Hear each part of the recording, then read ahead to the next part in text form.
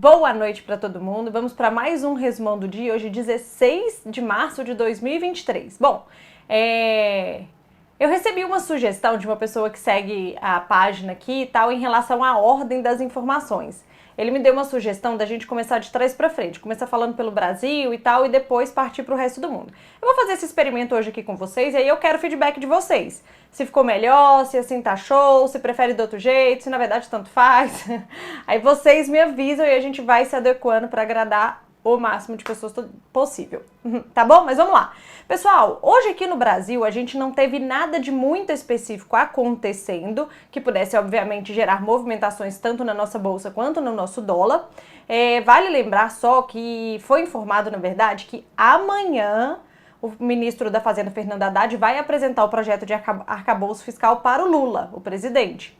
E depois desta apresentação, provavelmente, se o Lula aprovar, vai vir à tona qual é de fato o projeto do arcabouço fiscal. Se não vier amanhã, que talvez não venha de fato, com certeza na semana que vem, porque foi sinalizado que esse projeto vai ir para o Congresso e para o mercado, de jornalistas e etc., antes mesmo do Lula viajar para a China. Ele tem uma viagem na semana que vem para a China, inclusive o próprio Fernando Haddad vai junto, tá? Então esta apresentação vai ser amanhã. Hoje não teve nada de muito específico aqui, na verdade saiu o IGP-10, que é um dos índices que medem a nossa inflação, veio melhor do que o esperado, inclusive acabou refletindo aí nas nossas empresas relacionadas a varejo, tá? Mas de qualquer forma, a nossa bolsa hoje ela fecha positiva, o nosso dólar hoje fecha negativo, por quê? Seguindo tendência mundial, foi o que aconteceu em boa parte das bolsas mundiais, que são parceiros comerciais nossos. Então nós vamos entender melhor sobre isso agora, tá? Especificamente, pessoal, sobre commodities, o minério de ferro de ontem para hoje ele tem uma queda, refletindo aí toda a preocupação de ontem que eu comentei com vocês e tal, mas hoje ele já tá bem dentro da estabilidade, nem refletiu na nossa Vale, inclusive, que acabou fechando aí no positivo, tá? O petróleo tá estável, ele estabilizou baixo, tá? Porque ele teve uma queda considerável no dia de ontem, que eu até comentei com vocês aqui, e ele se manteve nesse patamar. Ora ele tava oscilando pro positivo, ora ele tava oscilando pro negativo, mas assim, nada de muito específico pro petróleo no dia de hoje não, certo? Beleza. Saindo do Brasil agora, a gente vai lá para os Estados Unidos. Bom, lá nos Estados Unidos, pessoal, o que acontece?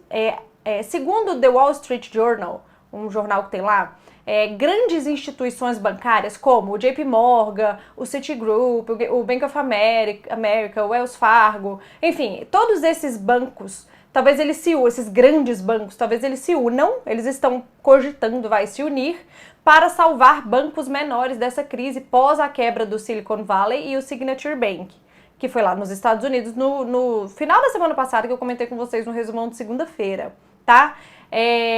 Isso animou os mercados por lá, tá? Provavelmente eles devem salvar um banco aí que chama Republic Bank, Republic alguma coisa Bank, que é um dos bancos que foi um dos bancos mais afetados pela quebra do Silicon Valley. Então eles já estão estudando aí, articulando aí como é que eles vão salvar esse banco menor, justamente para conter aí um possível alastramento dessa crise bancária, tá bom? Isso acabou positivando as bolsas por lá, as bolsas dos Estados Unidos fecham positivas também. E além disso, pessoal, hoje também por lá saíram dados de construção, eles vieram fortes, mas sinceramente o mercado nem olhou para isso no dia de hoje. E hoje também teve a fala da secretária do Tesouro lá dos Estados Unidos, a Janet Yellen. E ela sinalizou aí que o sistema bancário dos Estados Unidos é robusto e que eles estão acompanhando de perto a situação e que, inclusive, eles têm acompanhado indicadores relacionados à crise do setor bancário para que não haja aí uma possível crise de crédito, que essa é a maior preocupação deles. Por quê, pessoal? À medida que os bancos começam a ficar extremamente instáveis, né, surge esse risco sistêmico bancário, os bancos dão uma segurada para poder emprestar dinheiro, para poder fazer empréstimos para a empresa, para as pessoas, e na medida que os bancos resolvem não emprestar mais dinheiro ou restringem esses empréstimos, você desaquece a economia, porque as pessoas não conseguem pegar mais dinheiro para fazer um investimento, para expandir seus negócios, para abrir um negócio novo, enfim, aí você não consegue, portanto, você desaquece a economia dessa forma, e é um desaquecimento mais abrupto. Então, a Janet Yellen sinalizou que eles estão acompanhando isso de perto e, se precisar, eles vão intervir novamente. Ok? Mas bolsas nos Estados Unidos hoje no positivo. Agora vamos sair dos Estados Unidos e ir lá para a Europa. Bom, Lá na Europa, pessoal, hoje teve a decisão de política monetária do Banco Central Europeu. E vamos recapitular aqui. Na última reunião, que foi lá no inicinho de fevereiro, teve um aumento de 0,5 base points nos juros lá da zona do euro e a Christine Lagarde, que é a presidente do Banco Central Europeu, já sinalizou que nesta reunião de hoje haveria mais um aumento de 0,5. Isso ela falou lá atrás, no início de fevereiro, antes da crise do Credit Suisse, que aconteceu ontem, anteontem e tal.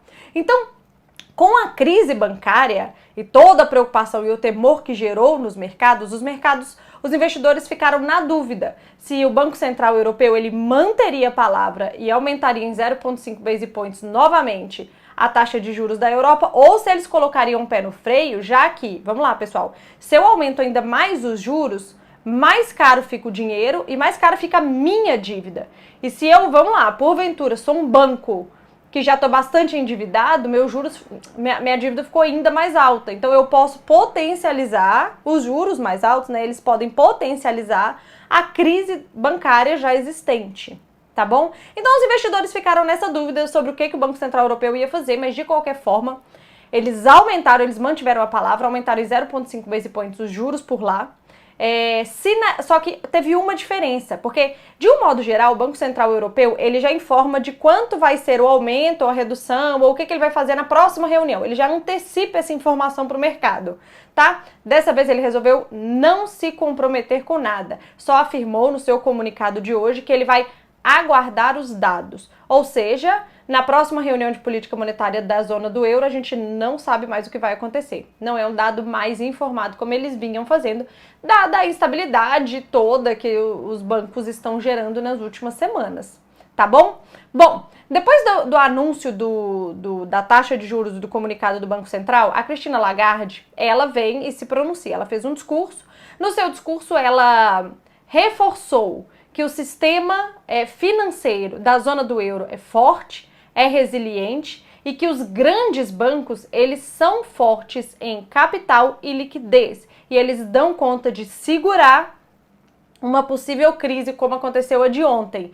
Então, sendo assim, eles vão continuar controlando a inflação que, aos olhos do Banco Central Europeu, está muito longe de ser controlada. Ainda está fora do controle deles e se precisar subir juros, eles vão subir. Claro que agora eles vão acompanhar mais de perto a situação do sistema financeiro lá para tomar essa decisão e aí ter mais um Banco Central aí tendo que dosar os pratinhos, assim como o Banco Central dos Estados Unidos, ok? De qualquer forma, pessoal, sim, além disso, o Banco Central Suíço lá, ele sinalizou que ele vai injetar aí uma liquidez de 54 bilhões no Credit Suisse como forma de apoiar aí e articular aí a forma de salvar o Credit Suisse. E sim, há rumores também de que o Banco Árabe, depois da confusão que foi gerada, ele pensou bem se ele vai de fato sair de cena de ser um acionista aí do Credit Suisse. Mas isso aí deve estar lá nos bastidores, tá bom? Bom, de qualquer forma, bolsas na Europa hoje respiram mais aliviadas em relação à catástrofe de ontem. Não recuperam tudo, obviamente, das perdas de ontem, mas elas fecham bem positivas hoje também. Então, bolsas no mundo, de um modo geral, positivas, tá? Indo agora lá para a Ásia, bom, pessoal, a Ásia fechou de madrugada, né? Então, a Ásia, ela estava fechada quando isso tudo que eu comentei com vocês aconteceu. Então, ela reflete, na verdade, o estresse de ontem. Então, o fechamento da Ásia de ontem para hoje, praticamente todo mundo aí no negativo, até menos negativo do que uma Europa da vida e tal, mas de qualquer forma no negativo, certo? Espero que tenham entendido, espero que tenham gostado e me deem um feedback aí em relação à ordem dos conteúdos para ver se vocês gostaram dessa forma e até a próxima. Beijo!